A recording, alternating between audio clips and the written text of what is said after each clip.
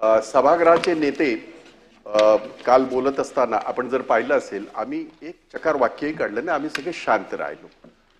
सभागृहाचे नेते या सभागृहाचे नेते आहेत आणि त्यांच्यानंतर दुसरा जर सन्मान कुणाचा असेल आणि कुणाचा जर अधिकार असेल तर तो विरोधी पक्ष नेत्यांचा आहे. आपण प्रत्येकाने 20-25 वर्ष या सभागृहामध्ये काढले. खालच्याही सभागृहामधून आपण इथपर्यंत आलेलो. मी माझं सांगतोय, इतरही माझे अनेक मित्र आहेत. परंतु हे पहिली वेळ असं घडलं, हे असं प्रथम घडतंय आणि ती वाईट प्रथा या जर आपल्या सभागृहाने जर सुरू केली तर कुठेतरी आपण आपल्या या महाराष्ट्राच्या शाहू फुले आंबेडकरांच्या ह्या महाराष्ट्राच्या एका विचाराला कुठेतरी धक्का देतोय असं एक चित्र निर्माण होईल. माझी विनंती आहे, काल विरोधी पक्ष नेते उभे राहिले, त्यांचा तो अधिकार आहे, ऐकून घ्या. आपण रुलिंग द्या त्यांना हे करण्याची आवश्यकता नाही. तुम्ही एखादी गोष्ट आपल्याला नाही पटली, तुमचा तो पूर्ण अधिकार आहे.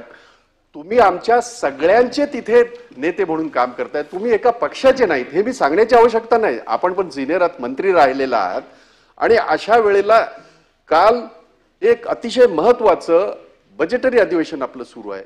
एक भावनिक प्रश्न निर्माण झाला, ज्याला तुम्ही जे म्हणालात त्याला आम्ही समर्थन केलं आणि आपण सगळ्यांनी एकमताने तो निर्णय घेतला की अशा पद्धतीने कुणीही केलेली वक्तव्य चालणार नाहीत. आणि ते सांगण्यासाठी ते उभे राहिले असताना त्यांना एक चकार वाक्य सुद्धा त्यांना बोलून देण्यात आलं नाही. आपण युअर काइंड इनफ की तुम्ही त्यासाठी मला तुम्ही सांगितलं की भाई आपण बोला. परंतु आपण जर पाहिलं असेल, सरकारी याच्या माध्यमातून मंत्री सुद्धा त्या ह्याच्यामध्ये वेलमध्ये आले होते.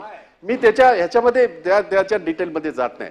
हे आम्ही त्याचं कारण असं आहे की आम्ही सुद्धा तिकडे कधीतरी होतो, असे सगळे गोंधळ झालेले आहेत. पण कुठल्या विषयावर हा महत्वाचा विषय आहे. आज महाराष्ट्राच्या परंपरांचं, महाराष्ट्राच्या आमच्या दैवत आहेत त्यांची चर्चा होत असताना जर अशा पद्धतीचा गोंधळ होत असेल तर तो होऊ नये. आणि त्यासाठी माझी आपल्याला विनंती आहे की विरोधी पक्ष नेत्यांचा जो एक अधिकार आहे आणि त्यांचा जो एक सन्मान आहे याच्यामध्ये आपल्या सभागृहामध्ये तो कायम टिकवला जावा. आमची